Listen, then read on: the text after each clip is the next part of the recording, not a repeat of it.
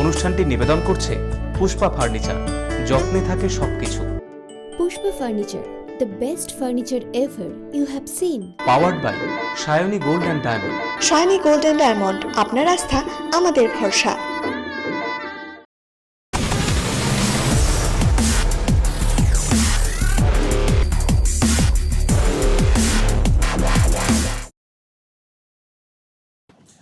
নমস্কার, আরসিটিভির বিশেষ অনুষ্ঠান খাস কথায় আপনাদের আরো একবার স্বাগত। আমরা এই মুহূর্তে পৌঁছে গিয়েছি উত্তর দিনাজপুরের চাকুলিয়া বিধানসভা কেন্দ্রে এবং আমাদের সঙ্গে এই মুহূর্তে রয়েছেন এই কেন্দ্রের তৃণমূল কংগ্রেস প্রার্থী, এলাকার অত্যন্ত জনপ্রিয় মুখ মিনহাজুল আরফিন আজাদ। আজাদ সাহেব, প্রথমেই আরসিটিভির পক্ষ থেকে আপনাকে অসংখ্য ধন্যবাদ জানাচ্ছি এই প্রচারের ব্যস্ততার মাঝেও আমাদের সময় বের করবার জন্য। আপনি প্রথম বিধানসভার ভোটে এবার লড়াই করছেন চাকুলিয়ার মতো একটি গুরুত্বপূর্ণ কেন্দ্র থেকে। যারা আপনাকে ভোট দেবে, যারা আমাদের টিভির যারা দর্শক রয়েছেন, সকলের প্রশ্ন যে আপনি রাজনীতিতে কিভাবে এলেন, রাজনীতির হাতে খড়িটা ঠিক কোন জায়গায়? নমস্কার সবাইকে। রাজনীতিতে কিভাবে আসলাম তার উত্তরে একটাই আছে, রাজনীতি ঘরানাতে আমার জন্ম। আমার বাবা রাজনীতি ময়দানে ছিলেন, তিনিও জেলা পরিষদের মেম্বার ছিলেন দুবারে। তখন আমাদের জেলা উত্তর দিনাজপুর না পশ্চিম পশ্চিম দিনাজপুর ছিল, তখন তিনি জেলা পরিষদ মেম্বার ছিলেন। সেই সূত্রে জন্মগতভাবে ধরতে গেলে আমি রাজনীতি আছি। তার সাথে সাথে স্টুডেন্ট ছাত্র রাজনীতি করেছি, কলেজে পড়েছি, আর তারপরে আবার রাজনীতি সক্রিয়ভাবে রাজনীতি। যেদিন প্রথম আপনার নাম টিভির পর্দায় শুনতে পেলেন, দলনেত্রী ঘোষণা করছেন সংবাদ মাধ্যম মিডিয়াতে, প্রথম অনুভূতিটা কি হয়েছে?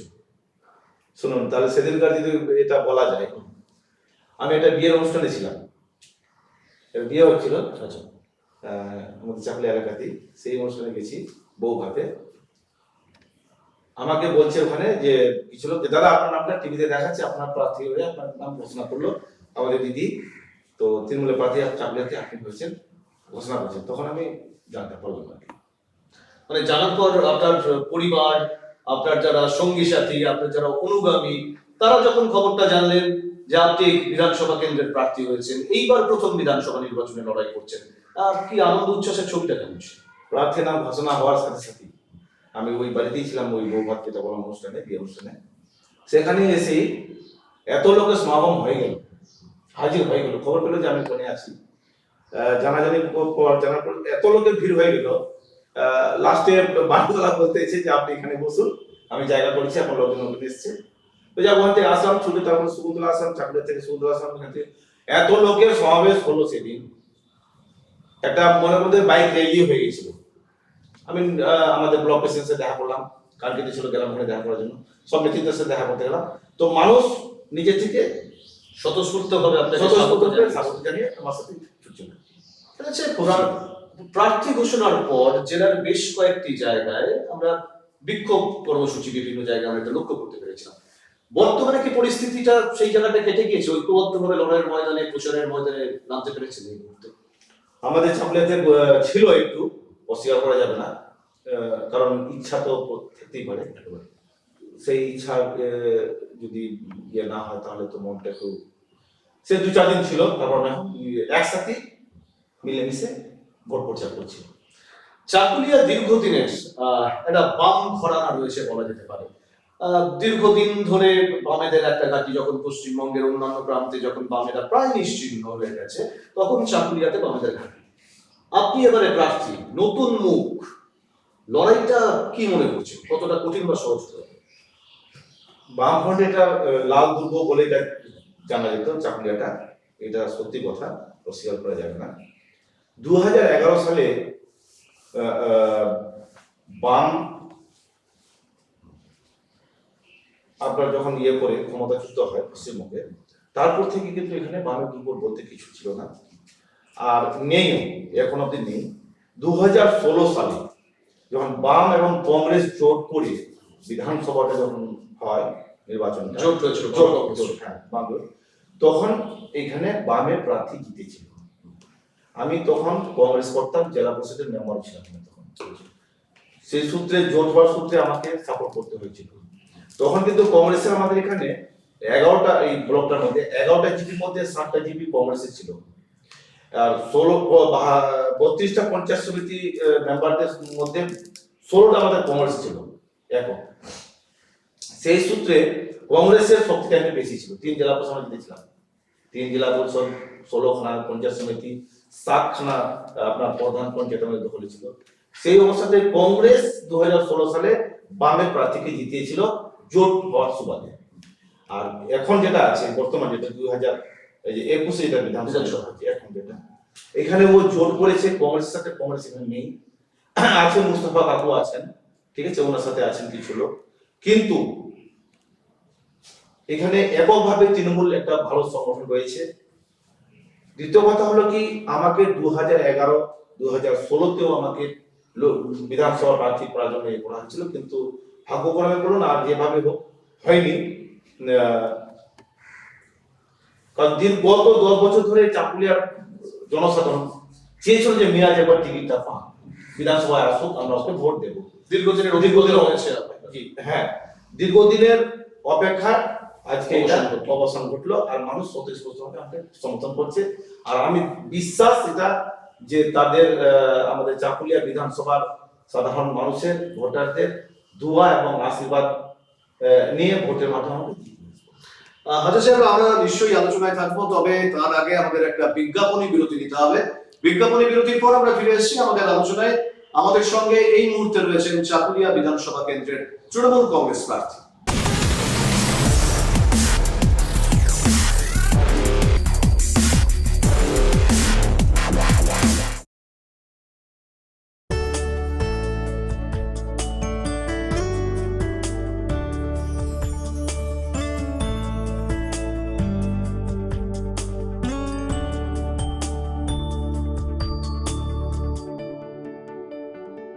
Pushpa Furniture, the best furniture ever you have seen. আধুনিকতার ছোঁয়ায় স্বর্ণ জগতের অনন্য শাইনি গোল্ড অ্যান্ড ডায়মন্ডের বিয়ের গহনার মন কাড়া কালেকশনের সাজিয়ে তুলুন নিজেকে। হালকা থেকে ভারী নিজস্ব কারিগর দ্বারা আধুনিক ডিজাইনের হলমার্কযুক্ত গহনার সম্ভার নিয়ে এসেছে Shiny Gold and Diamond. Branded হলমার্কযুক্ত সোনার গহনা পাবেন শাইনি গোল্ড অ্যান্ড ডায়মন্ডে। Shiny Gold and Diamond, Lichutala Durga মন্দিরের নিকটে, রায়গঞ্জ। বি সরকার ও শাইনি গোল্ড অ্যান্ড ডায়মন্ডের ব্যবসায়িক সাথী আপনাদের কাছে নিয়ে এসেছে বিভিন্ন বাজেটের এক্সক্লুসিভ ডিজাইনের বিয়ের গহনার বিপুল সম্ভার ও আপনার মুখে হাসি ফোটাতে বিয়ের এক্সক্লুসিভ ডিজাইনের গহনার মজুরির উপর রয়েছে এক্সক্লুসিভ ছাড়। শাইনি গোল্ড অ্যান্ড ডায়মন্ড, আপনার আস্থা আমাদের ভরসা।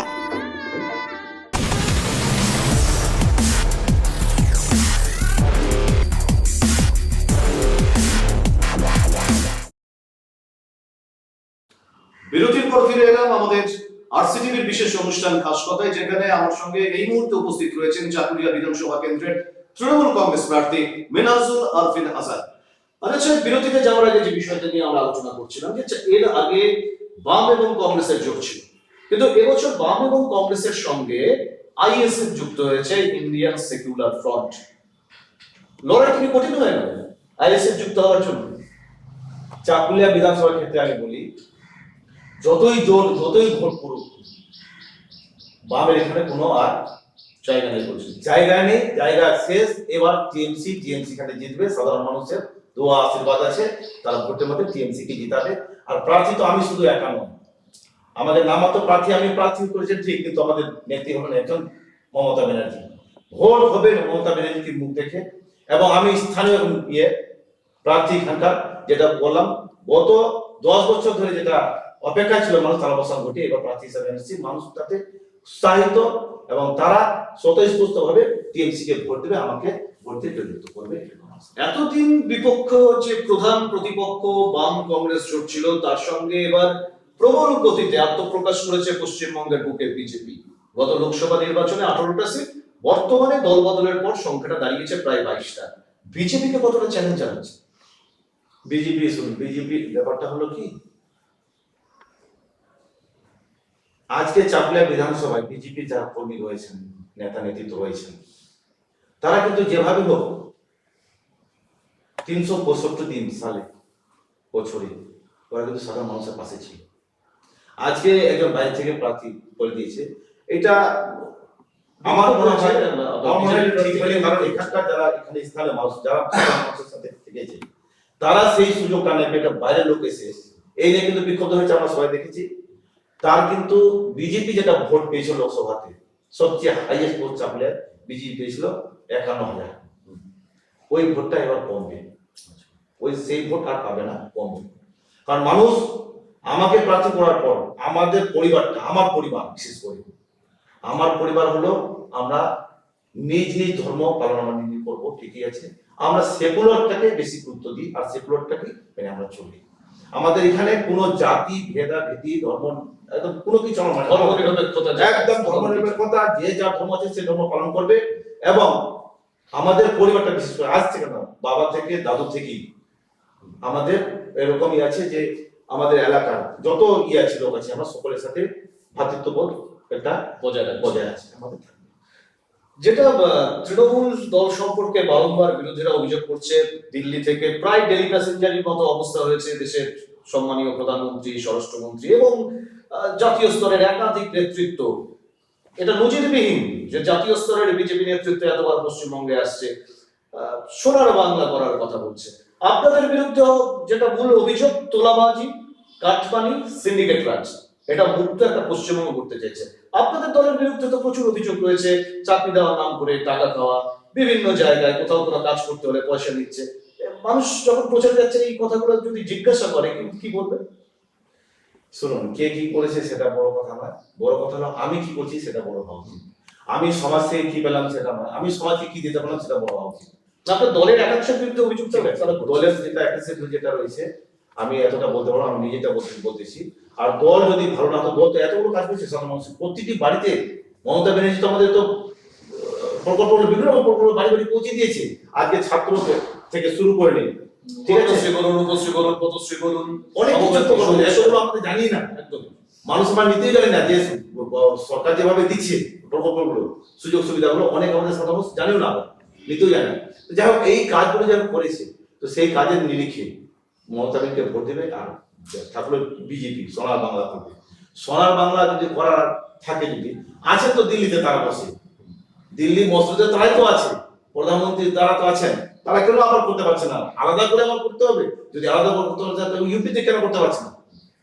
ইউপি তো ওনাদের আছে না, অসম ওদের আছে, কেন পারছে না করতে? মধ্যপ্রদেশ আছে। মানে আপনার বক্তব্য সোনার আসাম কেন হচ্ছে না, সোনার উত্তরপ্রদেশ হচ্ছে না, সোনার বাংলা কেন করবে? নিশ্চয়ই। কিন্তু আপনাদের পশ্চিমবঙ্গে এখন বাম কংগ্রেস জোটের চাইতে প্রধান প্রতিপক্ষ বিজেপি সোনার বাংলা করার কথা বলছে, মহিলাদের সংরক্ষণের কথা বলছে, মহিলাদের বাসে বিনা পয়সায় টিকিট দেওয়ার কথা বলছে। এত ভালো কাজ যদি বিজেপি করে থাকে, ভোটের কি বলছেন? এটা স্বপ্ন আমরা 2014 সালে দেখেছি, তারা দেখিয়েছিল স্বপ্নটা, প্রত্যেকটি জনসাধারণের অ্যাকাউন্টে 15 লক্ষ টাকা করে দেবে যদি প্রধানমন্ত্রী বিজেপি হয় দিল্লিতে, এবং 2 কোটি বেকার যুবককে বছরে চাকরি দেবে। কিন্তু কি পেয়েছি আমরা? 15 লক্ষ টাকা পেয়েছি, পাইনি। চাকরি কি হয়েছে বেকারদের? হয়নি, বরং চাকরিতে ছাঁটাই হয়েছে। আর টাকা যে আমাদের 15 লক্ষ দেওয়ার কথা ছিল সেটা তো দেয়নি, বরং আমাদের বাড়িতে 500 হাজার নোট ছিল, টাকা ছিল, সেটা বাতিল করে দিয়ে, নোট বাতিল করে দিয়ে টাকা নিয়ে গেল, বদলির একটা বিষয়, নোট বদলি করে আমাদের তাও ওখান থেকে নিয়ে গেল। তো ওটা কিছু না, ওই বিজেপি যেটা বলে সেটা মিথ্যা, জুমলাবাজ ওরা। আর নিজেরাই বলছে এটা জুমলা, ইলেকশনে ওটা জুমলা হয়, হ্যাঁ, প্রতিশ্রুতি দেয় ওটা ইলেকশনের জন্য। ওটা অমিত শাহজি নিজে বলেছেন, সর্বভারত যিনি ছিলেন তৎকালীন, এখন রাষ্ট্রমন্ত্রী স্বরাষ্ট্রমন্ত্রী, তিনি বলেছেন। তো আমার বক্তব্য হলো যে সোনার বাংলা তো এখানে বানাবে না, তবে এটা আমি বিশ্বাস, এটা আমার নিজের বিশ্বাস, এটা যে আমাদের পশ্চিমবঙ্গের মহিলারা সোনাটা বেশি পছন্দ করে, গয়নাগাটি গুলো পছন্দ করে করতে, ব্যবহার করে। মনে হয় ওই গুজরাট থেকে তারা এখানে এসে আমাদের পশ্চিমবঙ্গের মহিলাদের ওই যে গলাতে দুল টুল, চেন টেন যেগুলো থাকে, ওগুলো তো লোভ করে গেছে, ওইগুলো সোনা নিয়ে যাবে, সোনা বাংলা বানাবে না, ওগুলো লোভ করেছে, ওগুলো নিয়ে যাবে, লুট করতে আসে, লুট করে ওগুলো নিয়ে মহিলাদের কাছে, আমাদের এখান থেকে পশ্চিমবঙ্গের মহিলাদের কাছ থেকে। আপনি যখন প্রচারে যাচ্ছেন, এই যে পেট্রোপণ্যের মূল্য বৃদ্ধি আকাশ ছোঁয়া, গ্যাসের দাম প্রায় 850 টাকা ছুঁই, 91 টাকা পেট্রোল, ডিজেলের দাম বাড়ছে, মানুষের কাছে প্রচারে এগুলো বলছেন, তুলে ধরছেন? না, বলছি কি মানুষ কি বলছে? বলছি, মানুষ বলছে अच्छे दिन, মানে খুঁজতেছে, মানে যখন বললাম বলছে अच्छे दिन কোথায় দাদা, अच्छे दिन কোথায়, এবার প্রবলেম করে খুঁজতেছে, মানে अच्छे दिन এমন জন্য বস্তু মনে হয়, এবং সাধারণ মানুষের কাছে হয়ে গেছে কি अच्छे দিনটা মানে বস্তু কোথাও পড়ে আছে না, দেখতে পাচ্ছি না, এরকম আজকে দিনের স্বপ্ন দেখিয়ে আজকে ডিজেলের দাম পেট্রোলের দাম যেভাবে বাড়াচ্ছে, আমি আপনাকে নিশ্চিত বলতে পারি ইলেকশনটা যাক আবার পেট্রোল ডিজেলের দাম বাড়াবে। আর এখন ইন্টারন্যাশনাল মার্কেটে তেলের দাম যা আছে, ক্রুড তেলের দাম যা আছে তখন থেকে অনেকটা কম, তা সত্ত্বেও দাম বাড়াচ্ছে কেন? ও চাইছে কার্পোরেটরা সরকার চালাতে, ঠিক আছে? সেই কার্পোরেট ব্যবস্থার মাধ্যমে আমাদের সাধারণ মানুষের উপর বোঝা চাপাচ্ছে। আজকে ধরুন সাধারণ মানুষ এই যে নিত্য কোনো জিনিস যেগুলো কিনতে হচ্ছে, কত দামটা বাড়ানোর ফলে মানুষের একটা হয়রানি হচ্ছে, পকেট ওদের কাটছে, ওদের টাকা পয়সা, মধ্যবিত্ত তো শেষ। আর আপনার লেবার ক্লাস যারা আছেন তারা তো দিন মজুরি করে খায়, না করলে খেতে পারবে না, এই অবস্থা। আজকে মোদীজি জিএসটি, নোটবন্দি এগুলো করে তো আমাদের ভারতবর্ষের অর্থনীতিকে মেরুদণ্ড ভেঙে দিয়েছে। আগে অর্থনীতি ঠিক করুন, আমাদের ভারতবর্ষে অর্থনীতি ব্যবস্থাটা ঠিক করুন, তারপরে সোনার বাংলা বানাতে আসুন। আর সোনার বাংলা যদি বানানোর ইচ্ছা থাকে তাহলে আগে ইউপি কে বানান, মধ্যপ্রদেশে বানান, অসমে করুন, যেখানে আপনাদের সরকার আছে বিজেপির, আপনারা সেখানে গিয়ে সোনার রাজ্যটা বানান। তারপরে দেখবে আমাদের পশ্চিমবঙ্গের বিজেপিকে খাবে না, বহিরাগতকে এখানে হবে না। আমাদের পশ্চিমবঙ্গের কালচার সংস্কৃতি একদম ভিন্ন, আর ওদের সাথে মিলবে না। সেই জন্য মানুষ, আমরা এখানে পশ্চিমবঙ্গের মানুষ দিদির সাথে আছেন, দিদির সাথে থাকবেন। বিজেপির সোনার বাংলা করার প্রতিশ্রুতি আসলে একদম সোনার পাথর পাটির মতোই, এমনটাই বলছেন চাকুলিয়া বিধানসভা কেন্দ্রের তৃণমূল কংগ্রেস প্রার্থী। আমরা আলোচনায় থাকবো, তবে তার আগে আরো একটি আমরা ছোট্ট বিরতি নিচ্ছি। বিরতির পর আমরা ফিরে আসছি আমাদের বিশেষ অনুষ্ঠান খাস কথায়।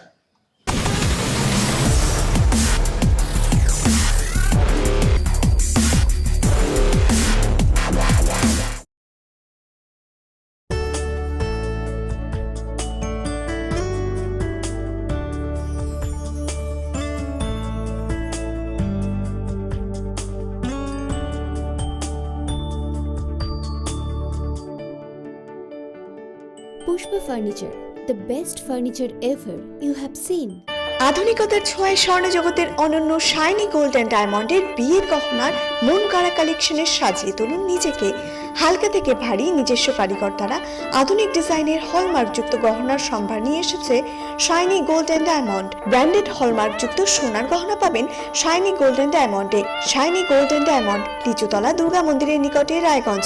বি সরকার ও শাইনি গোল্ড অ্যান্ড ডায়মন্ডের ব্যবসায়িক সাথী আপনাদের কাছে নিয়ে এসেছে বিভিন্ন বাজেটের এক্সক্লুসিভ ডিজাইনের বিয়ের গহনার বিপুল সম্ভার ও আপনার মুখে হাসি ফোটাতে বিয়ের এক্সক্লুসিভ ডিজাইনের গহনার মজুরির উপর রয়েছে এক্সক্লুসিভ ছাড়। শাইনি গোল্ড অ্যান্ড ডায়মন্ড, আপনার আস্থা আমাদের ভরসা।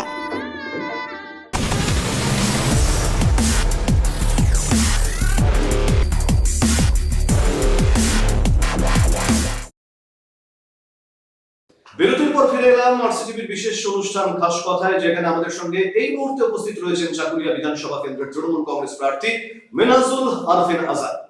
আজাদ সাহেব, বিরতিতে যাওয়ার আগে যে কথাটা বলছিলাম, বিজেপির সোনার পাথর বাটি, আপনার এই চাকুলিয়া বিধানসভা কেন্দ্র থেকে অনেক পরিযায়ী শ্রমিক বাইরে কাজ করতে যান। সামনে লকডাউন, বিগত বছর দুঃস্বপ্নের একটা প্রহর আমরা কাটিয়ে আসলাম। কি দুর্বিষহ অবস্থা হয়েছিল আপনার এখানে, এই বিষয়টা নিয়ে কখনো চিন্তা ভাবনা করছেন বা আপনাকে প্রশ্নের মুখে পড়তে হচ্ছে যখন প্রচারে যাচ্ছে? খুব ভালো প্রশ্ন করেছেন এটা। লকডাউনের সময় কোভিড-19 এটা মহামারী যেটা এসেছিল পুরো বিশ্বে, আমাদের পশ্চিমবঙ্গের কিছু মানুষ বাইরে শ্রমিকের কাজ করতে গেছিলেন, স্টুডেন্টরাও ছিল, পড়াশোনার ক্ষেত্রে গেছিলেন, গিয়ে কিন্তু হঠাৎ করে আমাদের দেশের প্রধানমন্ত্রী সময় না দিয়ে একটা ঘন্টা বাজিয়ে দিলেন যে কাল থেকে লকডাউন। তাতে হয়েছিল কি, এলাকার মানুষ যে যেখানে ছিল সেখানে স্ট্যাপ হয়ে গেল, বন্ধ হয়ে গেল, আটকা পড়ে গেল। তারা ফিরবে কিভাবে, তার কোনো যানবাহনের ব্যবস্থা ছিল না, আসার কোনো সাধন ছিল না। অনেক মানুষ পা হাঁটা দিয়ে, কেউ সাইকেল নিয়ে, আমরা দেখেছি হাজার হাজার কিলোমিটার পথ অতিক্রম করে এসছে পা হাঁটা দিয়ে।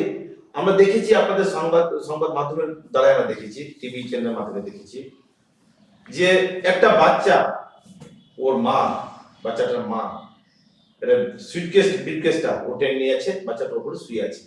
এবার পুজোতেও আমরা দেখলাম, দুর্গা পুজোতেও ওটা ছিমটা হয়েছিল। তখন কিন্তু আমাদের চাকুলিয়াতেও একই অবস্থা, যারা বাইরে থেকে পর্যায়ে শ্রমিকরা আসছিল, স্টুডেন্টরা আসছিল। আসার পরে তাদেরকে হতো কি চাকুলিয়া হাসপাতালে স্ক্যানিংটা করা হতো, যে লোকটার মধ্যে জ্বর আছে কিনা সর্দি আছে কিনা টেস্টটা করতো, তারপরে ওদেরকে 14 দিন কোয়ারেন্টাইন রাখতো, আবার কাউকে ছেড়ে দিত। তখন আমি ব্লকে ঢুকতেছি, আমাদের চাকুলিয়া গোয়ালপুর ব্লক অফিসে আছিলাম, দেখলাম অনেক কাতারে কাতারে লোক লাইন দিয়ে দাঁড়িয়ে আছে।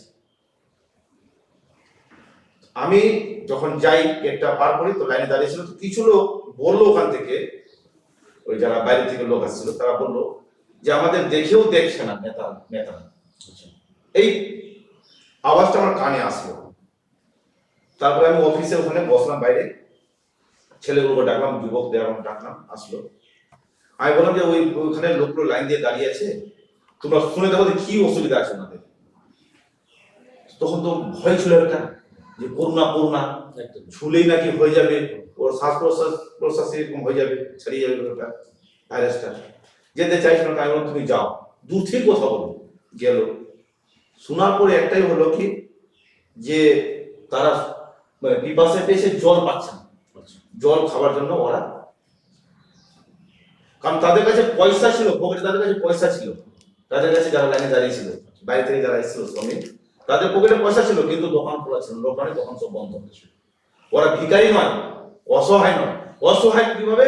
দোকান বন্ধ ছিল, পয়সা থাকা সত্ত্বেও তারা ফলটা কিনে খেতে পারছে না, প্রয়োজনীয় যে দৈনন্দিন চাহিদার জিনিস সেই জিনিসটা পাচ্ছিল না। যার ফলে আমাকে যখন এসে বলে, আমি তখন বললাম যে দোকান খোলা আছে, দোকান খোলাই দিয়ে জল বিস্কিট তাদের হাতে ধরে দিলাম। ধরে দেওয়ার পর তারা কিন্তু খুব খুশি হলো। আসলাম, এসে বললাম যে এটা কোনো সমাধান হলো না। আমি বললাম ছেলেদেরকে, তখন আমরা মিলিয়ে টিলে একটা হলো কি যে না, আমাদের এখানে কিচেন একটা ইয়ে করতে হবে, আর তার যারা আসবে তো সবাইকে আমরা খাওয়ানোর একটা ব্যবস্থা করতে হবে। আমরা টানা 14 দিন আর 16 দিন খাইয়েছিলাম, সকাল 10টা থেকে বিকাল 5টা পর্যন্ত। যুবকদের নিয়ে সব ব্যবস্থা আমি নিজে করেছিলাম, আমার দিয়ে তাদের খাইয়েছিলাম, তারপর মাস্ক দিয়েছিলাম, স্যানিটাইজার দিয়েছিলাম, দিয়ে এগুলো করেছিলাম। কিন্তু তখন আমাদের বিধায়ক এখানকার চোখে পড়েনি, আমাদের চাকুলিয়ার কি দুর্দশা ছিল। তিনি তখন কলকাতাতে নিজের একটা ঘর নিয়েছিল, ফ্ল্যাট নিয়েছিল, ওটাকে সাজানো ডেকোরেশন করার জন্য নোটিশ দিল। আমি উনার পার্টির এক কমিটিকে বলেছিলাম যে আপনার এমএলএ কে ডাকুন, এখন মানুষের পাশে থাকার দরকার। কিন্তু সে আমাকে ফোন করে জানায় যে এমএলএ সাহেব এখন গিয়ে নেই, উনি আসতে পারবেন না, ট্রেন বন্ধ আছে, আর বাড়িটা সাজাচ্ছে, নতুন বাড়ি নিয়েছে, বাড়িটা সাজাচ্ছে, সেই কারণে ট্রেন খোলার পরে সে আসবে। তখন আমরা এই প্রোগ্রামটা কন্টিনিউ করলাম, প্লাস বিডিও সাহেবকে দিয়ে, থানা প্রশাসনকে দিয়ে মিটিং করে ডেইলি আমরা মিটিং করতাম। মিটিং করে কোন গ্রামে কি হচ্ছে না হচ্ছে আমরা ব্যবস্থা করতাম। আমাদের চাকুলিয়া ব্লকের 11টা প্রধান, আমাদের টিএমসি আছে 11টা প্রধান, পঞ্চায়েত সমিতি, আমাদের ব্লক কমিটি সবাই একসাথে মিটিং করে, জেলা পরিষদ আমরা সবাই একসাথে মিটিং করে বিভিন্ন গ্রামে এলাকায় খাদ্য দ্রব্য যা ছিল আমাদের সরবরাহ করেছিলাম, বাড়ি গ্রামে পৌঁছে দিয়েছিলাম আমরা। কিন্তু ভিক্টরকে আমরা তখন পাই, বর্তমান যে এমএলএ তাকে তখন আমরা দেখতে পাই। এই একটা ক্রাইসিস বিধায়কের সেই সময়। আমার প্রশ্ন ওই জায়গায় যে মানুষের পাশে থেকে যে লোকটা কাজ করবে তাকেই এবার নির্বাচিত করবে। আমি ভোট নেব, মানুষের দুঃখে আমি সাথ দেব না, সুখে দুঃখে হাজির হব না, মানুষ এটা এবার জবাব দেবে ভোটের মাধ্যমে। আচ্ছা, সামনে নির্বাচন 22শে এপ্রিল আমাদের এখানকার নির্বাচন হবে। নির্বাচনে জিতলে চাকুলিয়া বিধানসভা এলাকার অনেক সমস্যা রয়েছে, আপনি ভোটে জিতলে কোন কোন উন্নয়নের বিষয়গুলিকে প্রায়োরিটি লিস্টে রাখবেন? আমি আপনার কাছে অনুরোধ করবো একটা এই প্রশ্নের উত্তর দিতে। আমাদের বিধায়কগুলো হয়তো আপনি যদি নেবেন, সম্ভবত যদি নেন তো এই প্রশ্নটা ওনাকে করবেন। 1977 থেকে 2021 পর্যন্ত, 1977 থেকে 2021 পর্যন্ত আজকে একটাই পরিবারে ওরা এমএলএ রয়েছেন, মন্ত্রী ছিলেন। মাঝখানে শুধু দীপা দাস মুন্সি কংগ্রেসের 2 বছর ছিলেন, 2-2.5 বছর ছিলেন। এতদিন এইখানে কাজগুলো হয়নি কেন? না শিক্ষা ব্যবস্থা ভালো আছে, না কলেজ আছে একটা, না হাসপাতাল আছে এখানে ভালো একটা যে ভালো চিকিৎসা করা যায় সাধারণ গরিব মানুষ, কোনো কিছু নেই এখানে। পানি জলের ব্যবস্থা নেই, ট্যাঙ্কি ভেঙ্কি কোনো কিছু নেই। বাবা যখন জেলা পরিষদ মেম্বার ছিলেন, আমার বাবা তখন একটা পিএইচডি করেছিলেন কালীবাড়িতে, এখনো রয়েছে, তার জল ওখানকার এলাকার মানুষ খাচ্ছে, একটাও তারপরে হয়নি। তো আমার প্রশ্ন বিধায়কের কাছে, এগুলো প্রশ্ন তাকে জিজ্ঞেস করুন, সে ভালো বলতে পারবে। তবে একটা কথা বলি, এবার যদি আমরা জিতে আসি, নিশ্চিত আমরা জিতবো, আশাবাদী আমরা। তাহলে প্রথম কাজ হবে আমাদের হাসপাতালটাকে উন্নত হাসপাতাল করা, কলেজ একটা করতে হবে, ডিগ্রি কলেজ, একটা আইটিআই কলেজ করতে হবে। এখানে এলাকায় যে বিভিন্ন রাস্তাঘাট যেমন বেহাল অবস্থা, মানুষ যাতায়াত করতে, কমিউনিকেশনটা, যোগাযোগ ব্যবস্থা, এটা বাড়াতে হবে, রাস্তা করতে হবে। তাছাড়া এখন একটা রেজিস্টার, এই যে জমি রেজিস্ট্রি অফিস হয় না, দেখুন আমাদের গোয়ালপুকুর সেখানে আছে, ডালকলা আছে, ইসলামপুর আছে, কিন্তু চাকুলিয়াটাতে নেই। কেন? সাধারণ ছোট্ট কাজ তো, এটা তো করবে তো বিধায়কের কাজ, এটা কিন্তু গ্রাম পঞ্চায়েতের মেম্বারের কাজ নয়, জেলা পরিষদের কাজ নয় এই কাজটা। এটা কাজ করার কথা হলো আপনার বিধায়কের, কিন্তু এই কাজগুলো হচ্ছে না, ন্যূনতম কাজগুলো সে করতে পারছে না। আমি একদিন যখন কংগ্রেস আর জোর ছিল, তখন আমি ওকে জিজ্ঞেস করছিলাম, ভাই আজকে তুমি যদি উন্নয়নটা করতে, তাহলে এত ভোট আমাদের চাইতে হতো না। ভোট মানুষ এমনি রাস্তায় যেমন দাঁড়িয়ে এসে লাইন দিয়ে তোমাকে বুঝে এসে ভোটটা দিত। বলছে উন্নয়ন করতে ভোট হবে না, কাজ করে ভোট হবে না, ইস্যু করে ভোট করতে হবে। তো এবার ইস্যুটা ওর কি হচ্ছে সেটাই আমরা অপেক্ষায় আছি। আমরা উন্নয়নে যাবো, সেই ইস্যুটা আমরা অপেক্ষায় আছি, কি ইস্যু নিয়ে আছে ভোট চাইতে। তবে আমি এটা প্রশ্ন করবো, আপনার চ্যানেলের মাধ্যমে প্রশ্ন করতে চাইছি যে জনপ্রতিনিধি, সাধারণ মানুষ তাকে নির্বাচিত করে এলাকার উন্নয়নটার জন্য এক, 2 নম্বর হলো সাধারণ মানুষের নিত্য প্রয়োজনীয় যেগুলো জিনিস আছে সেগুলো যেন সুবিধাটা পায়। 3 নম্বর হলো যে মানুষ যেন এলাকায় শান্তিভাবে বসবাস করতে পারে। এই 3টের মধ্যে একটা তো যদি তার যদি থাকে কিছু বিধায়ক আমাদের, তাহলে বলবো যে না ঠিকই আছে। আর আমি বলবো 10-এর মধ্যে 000 নাম্বার আমি দেবো। আচ্ছা শেষ প্রশ্ন আপনার কাছে, সকাল থেকে শুরু করে রাত অব্দি নিবিড় প্রচার চালাচ্ছেন বিভিন্ন এলাকা থেকে, মানুষের প্রথম বিধায়কের জন্য আপনি ভোটে লড়াই করছেন, মানুষের কাছে সাড়া কেমন পাচ্ছেন এবং এই ত্রিমুখী লড়াই জেতার ব্যাপারে কতটা আত্মবিশ্বাস? ত্রিমুখী লড়াইটা এটা কেমন হবে? আমার নজরে কিন্তু ত্রিমুখী লড়াই নাই, লড়াইটা হবে টিএমসি, ঠিক আছে? 2 জন আছে, ওরা বিজেপি আছে আর তৃণমূল রয়েছে, আপনার জোট রয়েছে। তো এখন 2 নম্বরে কে থাকবে? বিজেপি থাকবে না টিএমপি আপনার জোট থাকবে? ওদের মধ্যে থাকবে। আমাদের টিএমসি অনেকটা উপরে আছে, আমরা জিতবো। মানুষের দোয়া, আশীর্বাদ এবং মমতা ব্যানার্জির উন্নয়ন এবং আমাদের যৌথ প্রচার, যেটা আমাদের বিধানসভার যেমন নেতা নেতৃত্ব যারা আছি, আমরা কর্মী যারা আছি টিএমসি পার্টির, যৌথ প্রচারের দরুন আমরা এখানে ব্যাপক ভোটে জয়যুক্ত হব, সাধারণ মানুষ জিতে পাঠাবে, এটুকু আমি আশা করছি। সবুজ আবিরটা কি অর্ডার দিয়ে রেখেছে? সবুজ আবির তো আমরা নমিনেশন দিনে করে নিয়েছিলাম। সেদিন সম্বন্ধে জিজ্ঞেস করলেন যে আপনারা তো আছে নমিনেশন করলেন না স্যার, তাহলে সবুজ আবিরে তো আপনি আছে কিনা, তাহলে এটা কি?